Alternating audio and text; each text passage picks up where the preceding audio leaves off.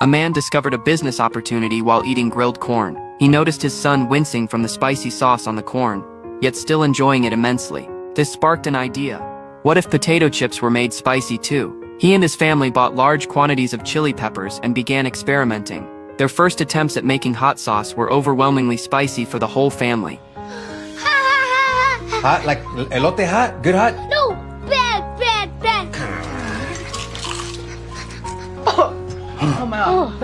While they were working tirelessly to create handcrafted hot sauce, many factories had begun using technology, test tubes and syringes to mix chili extracts.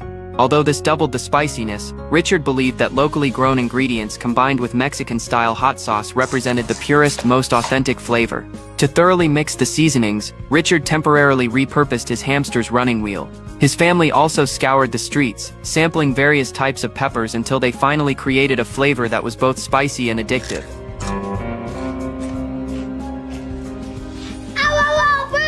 Burns good or burns bad? It burns good. Oh!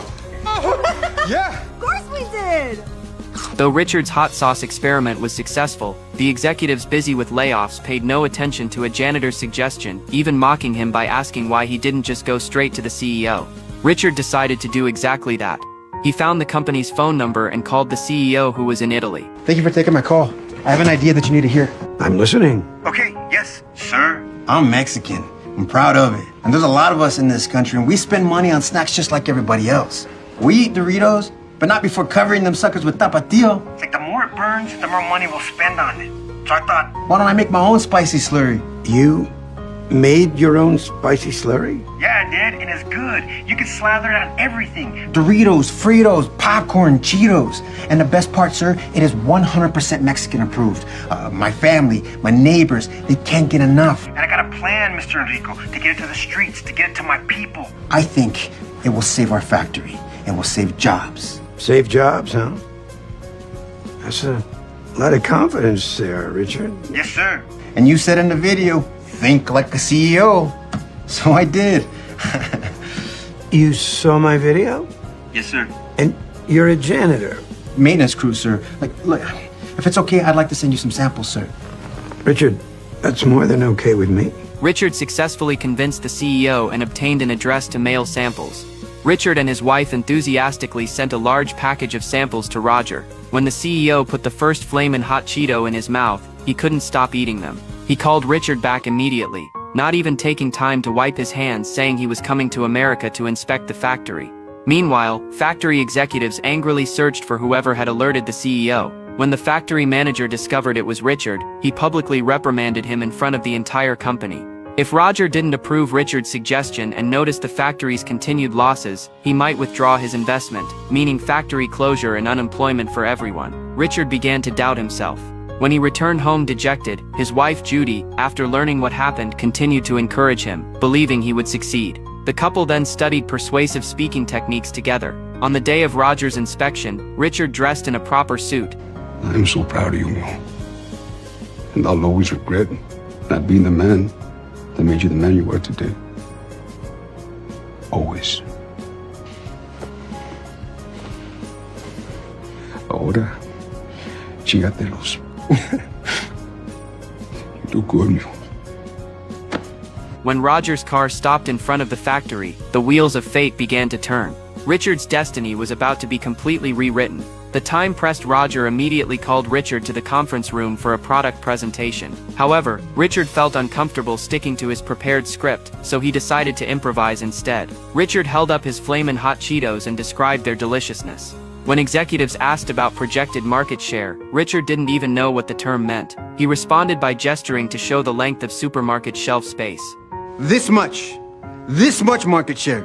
This gesture made the executives chuckle. When Richard went on to explain in plain language the preference for spicy flavors among everyday people, Roger stood up and mimicked his arm gestures, completely ignoring the factory manager's reports and deciding to invest in the proposal. However, when Flamin' Hot Cheetos went into production, they didn't receive a strong response and instead became slow-moving items on supermarket shelves. The factory manager decided to discontinue production of this flavor. Richard was so discouraged that he questioned his life choices. He became self-destructive, feeling like a nameless nobody from the bottom ranks who couldn't make waves. His colleague Baker, however, felt he was being too hard on himself. Embarrassment's never stopped you before? Ask questions. You wore my ass out with them. Look here, the person I met 10 years ago wouldn't blink. He'd find a way, any way to get it done. I don't want to look you up in 20 years from now, just to find out you're still down here on the bottom. Step up. That night, Richard couldn't sleep. Talking with his family, he realized the factory hadn't advertised the Flamin' Hot Cheetos at all. Seeing his father's worried expression, his oldest son contributed all his saved allowance to support advertising efforts. Richard suddenly had an epiphany.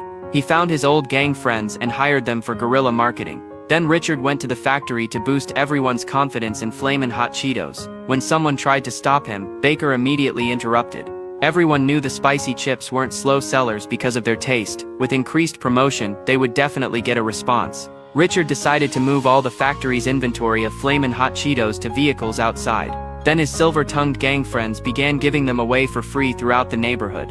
Richard's family went directly to supermarkets and bought all the Flamin' Hot Cheetos from the shelves. When other customers looked over curiously, Richard seized the opportunity to recommend this delicious snack. Customers were immediately attracted to buy them. Soon people throughout the city were frantically purchasing Flamin' Hot Cheetos. When the quarterly sales report reached Roger, he became curious about how much money the factory manager had invested. He learned that the manager, due to his prejudice against janitors, hadn't spent a penny. Roger began to take the Flamin' Hot Cheetos market seriously. He placed a 5 million unit order directly with the factory. That night, the nearly bankrupt factory came fully alive. All production lines started simultaneously. Workers who had been laid off were called back overnight for overtime. The machines nearly overheated but finally fulfilled the order.